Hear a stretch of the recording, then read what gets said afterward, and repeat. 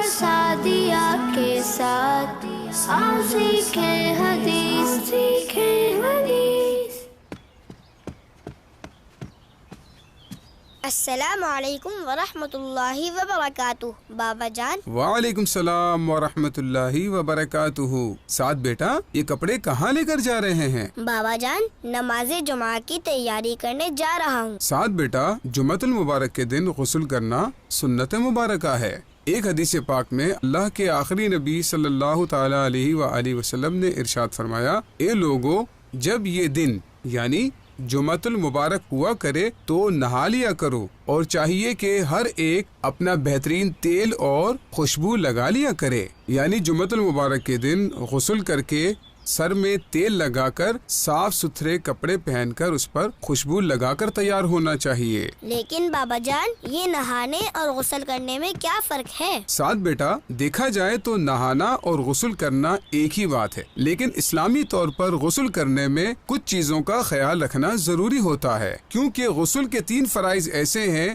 جب تک ان کو پورا نہ کر لیا جائے انسان کتنا ہی پانی بہا لے وہ پاک نہیں ہو سکتا۔ بابا جان، وہ فرائض کیا ہیں؟ بیٹا، میں آپ کو غسل کا پورا طریقہ سمجھاتا ہوں تاکہ آپ کو بھی غسل کرنا آ جائے۔ جزاک اللہ بابا جان، یہ تو بہت اچھا ہو جائے گا۔ بیٹا، ایک بات اور، پاکی اور ناپاکی کے حوالے سے آپ کے ذہن میں کبھی بھی کوئی بات آیا کرے تو آپ مجھ سے لازمی پوچھا کریں تاکہ میں آپ کو صحیح گائیڈ کر سکوں، اور اس طرح کی کوئی بھی بات اپنے دوستوں کے ساتھ آپس میں شیئر نہیں کرنی چاہیے، اور اگر اس بارے میں آپ کا کوئی دوست بھی آپ سے کوئی سوال کرے تو اسے بھی یہی کہیں کہ وہ اپنے ابو سے جا کر پوچھیں۔ ٹھیک ہے بابا جان، میں ایسا ہی کروں گا۔ شاباش بیٹا۔ تو غسل کے لیے سب سے پہلی چیز ہے نیت۔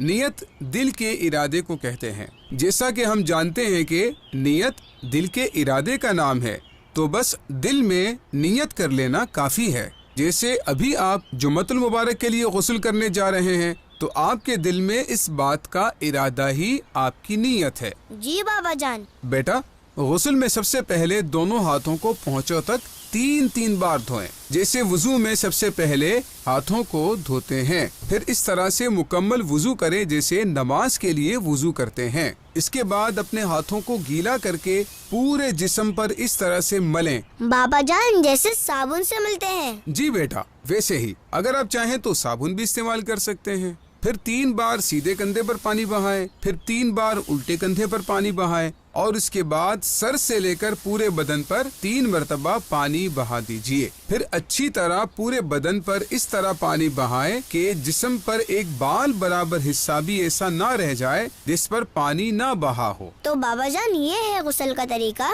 جی بیٹا، لیکن غسل کرتے وقت چند چیزوں کا خیال رکھنا بہت ضروری ہے۔ جیسے غسل کرتے وقت اس بات کا دھیان رکھنا آپ کا منہ یا پیٹھ قبلے کی جانب نہیں ہونی چاہیے۔ اسی طرح سے ایسی جگہ پر غسل نہ کریں جہاں پر کسی کی نظر پڑ سکتی ہو، بلکہ لوگوں سے چھپ کر نہانا چاہیے۔ غسل کرتے وقت کوئی دعا بھی نہیں پڑھنی چاہیے، نہ ہی کوئی بات چیت کرنی چاہیے، بلکہ خاموش رہنا چاہیے۔ چلیں اب آپ بھی جا کر جمعہ کی نماز کے لیے غسل کر لیجئے۔ آج آپ کی وجہ سے میں جمعہ کی نماز غسل کر کے پڑھوں گا، اور جمعہ کے دن غسل کرنے کا ثواب بھی حاصل کروں گا۔ جزاک اللہ خیرا بابا جان۔ آمین و ایاکم۔ سعد اور سعدیہ کے ساتھ آؤ سیکھیں حدیث، سیکھیں حدیث۔